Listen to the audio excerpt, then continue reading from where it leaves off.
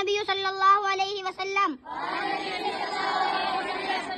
واتقوا الشح فإن الشح أهلك من كان قبلكم. حضور علیہ السلام نے فرمایا بخل سے بچو، اس لیے کہ بخل نے تم سے پہلے لوگوں کو ہلاک کر دیا.